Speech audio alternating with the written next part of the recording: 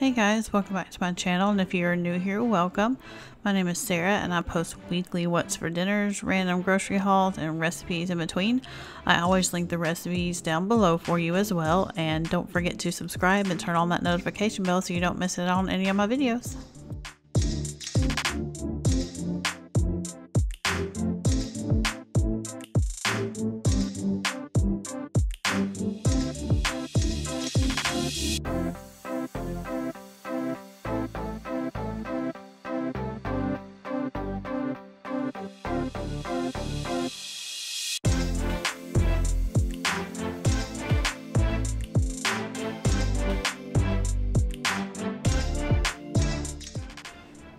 On this night, I made Italian pork chops and mashed potatoes. I'm pretty sure I've seen someone else on here do this. I'm not sure, but also found it on Pinterest. Anyways, you're going to, first, I always brine my pork chops. Usually I like to do it overnight, but I didn't think about it until about 2 hours before dinner. Anyway, you just soak them in salt water, like heavily salted water, and it makes them a lot more moist and stuff.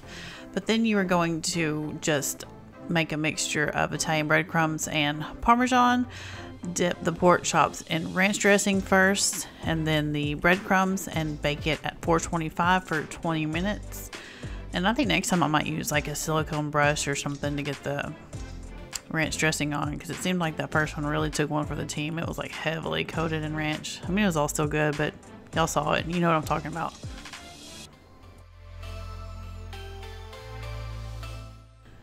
And while those were baking, I just made some mashed potatoes in my Instant Pot. You can cut them up pretty big chunks. It doesn't really matter. I used a whole bag, a 5-pound bag of potatoes. And you're going to just put a cup of water in after you put all the potatoes in your Instant Pot and cook it for 6 minutes.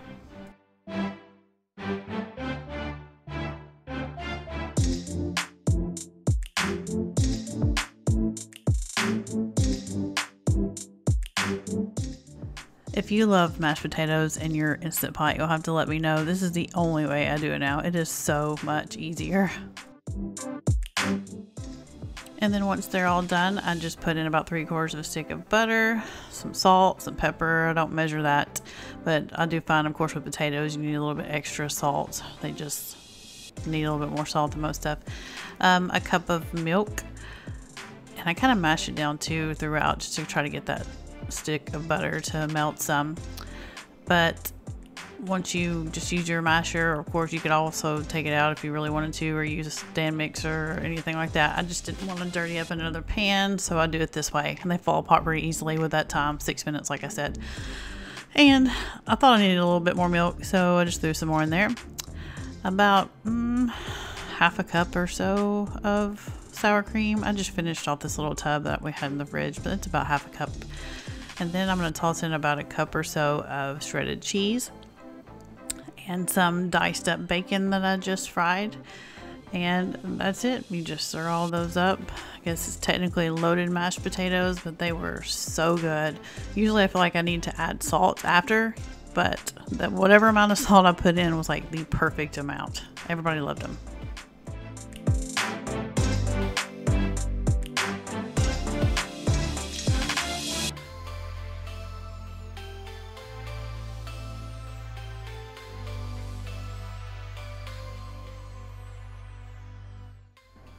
I guess I should say that those pork chops were really good too. Like, we're going to start rotating that one into our meal plan because they were so good.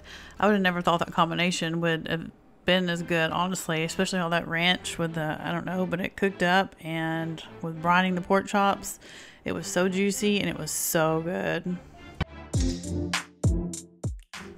The next night we just got some pizza and a calzone from a local pizza place. My dad was in town and I was wanting him to try this. I absolutely love their cheese pizza. I mean, normally I'm like a meats girl or whatever on my pizza, but their cheese is so good. And this night I made green enchiladas and Spanish rice in my Instant Pot.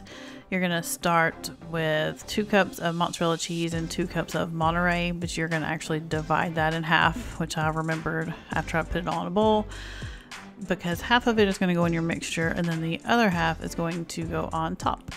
But you're going to put in a cup of sour cream, 2 tablespoons of taco seasoning, and then I had a package. I mean, the recipe says 4 cups of chicken, so 4 cups of chicken. I just used chicken thighs this time.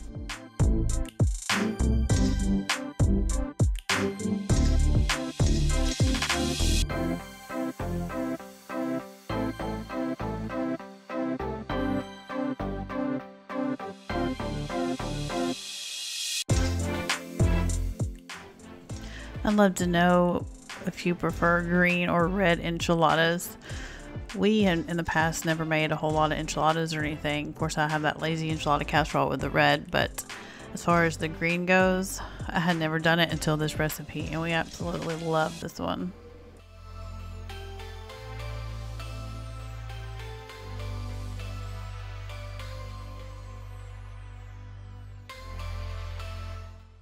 And once you have everything mixed together, you're going to just put a little bit of green enchilada sauce at the bottom of a baking dish and then start rolling up your enchiladas. It says to warm up the sauce on the stove and kind of like dredge the tortillas in, I guess, to make it or give it some more moisture so it doesn't break apart or something. I don't know. And I use about 1/3 of a cup of mixture, by the way. But ain't nobody got time for that. I didn't want to do that stove thing, so this is how I did it, and it turned out just fine.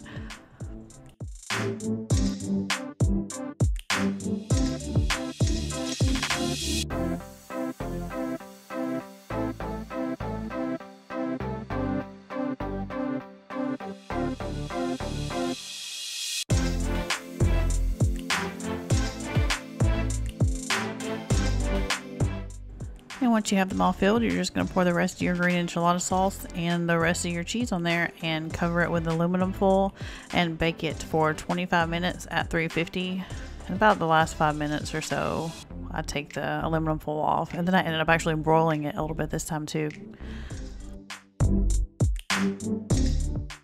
And for your rice, you're going to put in 2 cups of chicken broth. I just had bouillon cubes, and 2 cups of rice into your Instant Pot, a cup of tomato sauce, the juice from half of a lemon, a teaspoon of garlic powder, a teaspoon of chili powder, cumin, smoked paprika, and then 2 teaspoons of oregano, 1/4 teaspoon of black pepper, 1 teaspoon of salt, and that's it as far as seasonings. And then you're just going to put your lid on and cook it at high pressure for 5 minutes.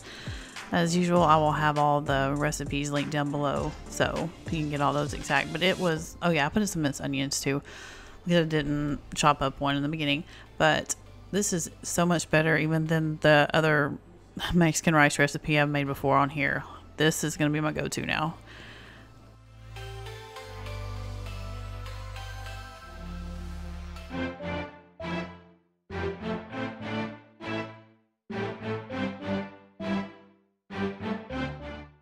And now for my family's all-time favorite meal. I mean, it started back when my husband and I just moved in together when we were 18 years old. We used to make spaghetti all the time and still do to this day, almost 20 years later.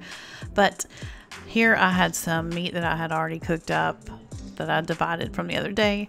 So I have poured that in there and put in about a teaspoon of salt, a teaspoon of garlic powder, and a teaspoon of Italian seasoning.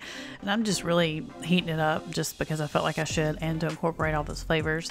And then you're going to put in a can of diced tomatoes. These are fire roasted. You can do whatever you want.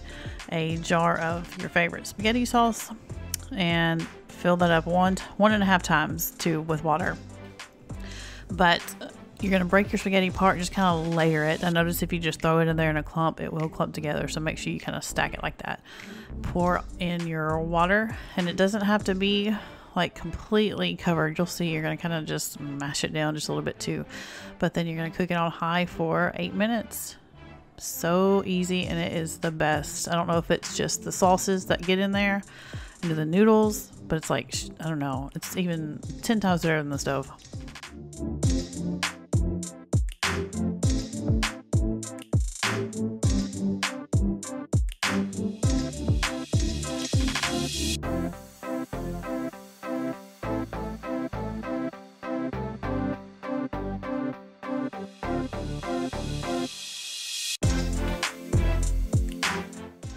And this night I'm just making some good old sloppy joes. I had a can of manwich that I needed to use up and a little pantry thing that I'm doing, just trying to use what we have.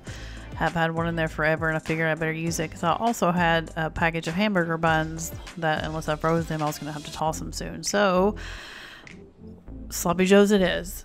And I'm going to start by, of course, browning up my meat. I have got a pot of corn over there warming up and ready to boil, and I'm also working on some jalapeno poppers in my air fryer because I had some jalapenos I got for something that I don't even remember what it was for, but they were going to go bad, so I wanted to use those. Pretty random dinner, but it was awesome.